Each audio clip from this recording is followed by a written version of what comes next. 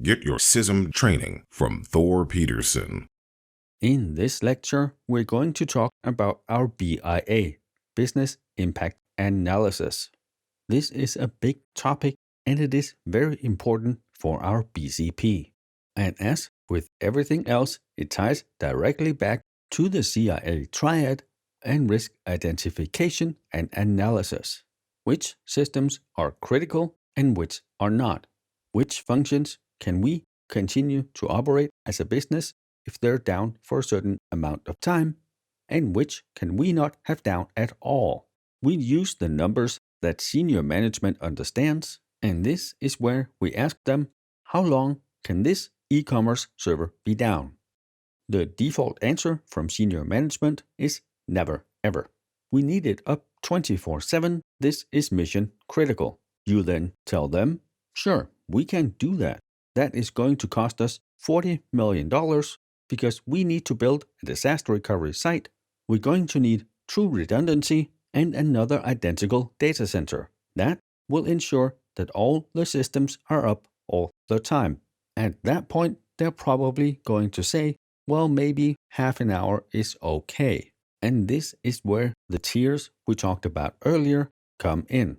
A critical server like our e-commerce server would probably be tier 0. And on top of the systems we deem critical, there may also be some that by law are required to be seen as critical or have 0 or close to 0 downtime. This could be patient records. If a doctor can access patient records, maybe that patient dies. So here, it is not if we want to, it is we have to. We have identified all our critical systems, all our activities, and then we assign them values. And since you see the little elephant up here at the top, you know this lecture is extra important. I would know all these definitions, clearly understand them, because you are probably going to get a question or two where they're going to ask something about, let's say, maximum tolerable downtime.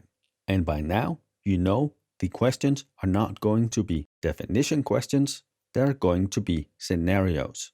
In this scenario, if you read through it, then you can probably tell this is MTD.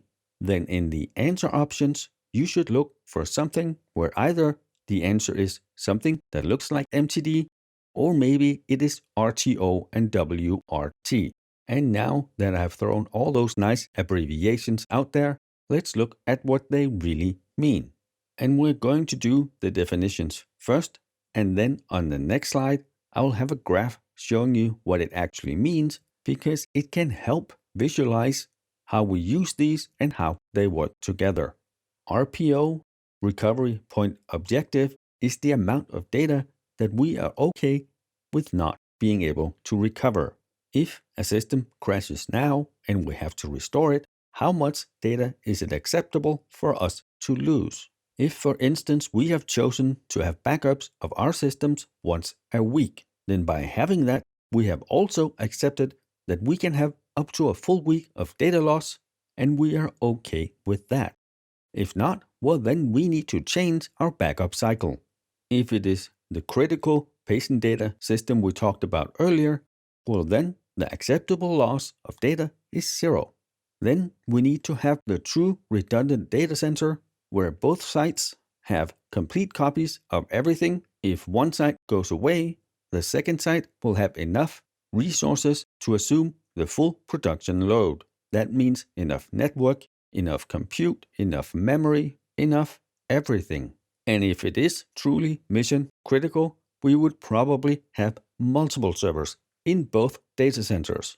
Then we have the maximum tolerable downtime. The math here, MTD has to be greater or equal to the RTO plus the WRT. I will explain that when we get to the next slide. MTD is how long is it going to take us from something bad happens to rebuild the system, do the configuration, do the backups, and then put it back into production. And for all our systems, we have a time value assigned to that one system, or at least to that one tier. And this is not just IT. Remember, The BCP is the entire enterprise. For us, it is most likely a system, but it can just as well be a function or activity. If we can't do that function or that activity, how long can we be down before we are severely impacted? For the exam, I would know both the abbreviation and what they really mean. There will not be questions just with the abbreviation, which for some people actually make it more difficult, because it might not say recovery point objective or recovery time objective. It may just talk about how much data we can afford to lose, or how long it is going to take us to restore a system. Then you need to understand and know that that is the RPO or the RTO. In our lecture with the attackers, 72% of the organizations that suffered a major data loss closed within the next 2 years. Almost half never opened after the data loss. And it is possible that some of those companies did a proper BCP, went through the BIA, and something just crazy happened that they could not have predicted. But having worked in IT for 20 plus years, I'm going to assume they did not. And that is why they're no longer in business. As far as I know, the exam will use maximum tolerable downtime. That said, just in case, also know that it can be called maximum allowable downtime, MAD, maximum tolerable outage, MTO, maximum acceptable outage, MAO, or maximum tolerable period of disruption. Just know all of these refer to the same thing. Our MTD is made up by two variables, RTO and WRT. The recovery time objective is how long is it going to take us to restore the system hardware. And the work time recovery is how long is it going to take us after we have restored the hardware to restore the software. The RTO plus the WRT has to be equal or less than our maximum tolerable downtime. And this was the graphics for visualization that I was talking about. Let's take the example of a server. The RPO, how much data are we okay to lose? Then something happens, the server explodes. I don't really think I've ever heard of a server exploding, but this one does.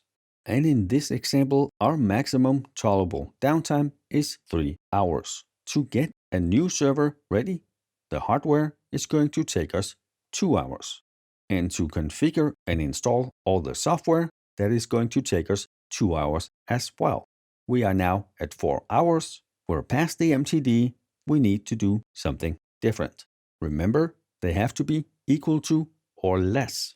Maybe we can have systems already built and just sitting as standby. Then maybe we can cut the RTO down to half an hour, plus 2 hours for the WRT. We are now below the maximum tolerable downtime. I think this is also a good point to talk about MTBF, MTTR, and MOR. Mean time between failure, how long on average will it take for a certain system or piece of hardware on average to fail? Let's say we have a certain type of hard disk. We know the mean time between failure on that hard disk is 3 years. Every 3 years, they will on average fail. That doesn't mean that one can't last 1 week and another might last 7 years. It is the average. So for that hard disk, if we know it is 3 years, well then we also know how many spares we should keep on hand. Let's say we have 100 of them in our data center and the average fail is every 3 years. Well then, on average, 33.3 will fail every year. In that case, maybe I would keep 30 or 50. Whenever one fails, we order a new one. While 50 might seem like a lot to have in stock, what do we do when something like the coronavirus comes along and for 6 or 8 months we are unable to get new hard drives? Mean time to repair is how long will it take us to recover a failed system, but it is mean time. Let's say it's 2 hours. So normally we can restore that system in 2 hours. Sometimes maybe it only takes us an hour, but let's say in 5% of the cases, it takes us 4. If this is the same system that has an MTD of 3 hours, well then that is not acceptable. It doesn't matter if the average is lower, we need it to be lower than 2 hours every single time. And then finally, we have MOR, Minimum Operating Requirements. What are the minimum requirements for a system to run on lower specs for a certain amount of time? For full, normal production environments, we will need a certain amount of air conditioning, memory, network, and all the other things that system needs, but maybe for 2 days or 5 days, we can use half the specs of that and still be okay. How much in resources is exactly enough to keep the lights on until we can fully recover?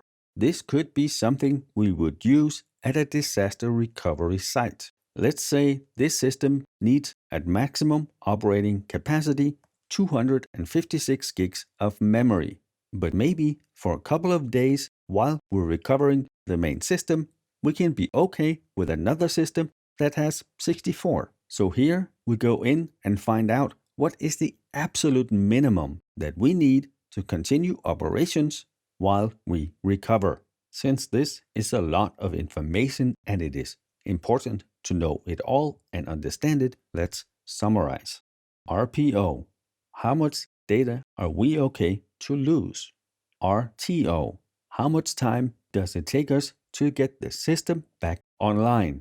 All the way from recovery till the system is recovered.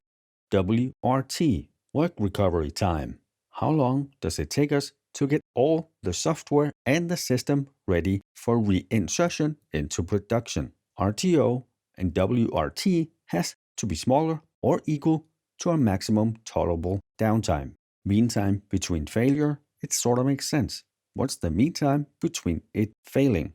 Component or system? Mean time to repair, again, average. How long does it take us to repair? And MOR, minimum operating requirements, also makes sense. What is the lowest possible spec we can get away with on a system and still have it function as we need it to? And with that, we are done with business impact analysis.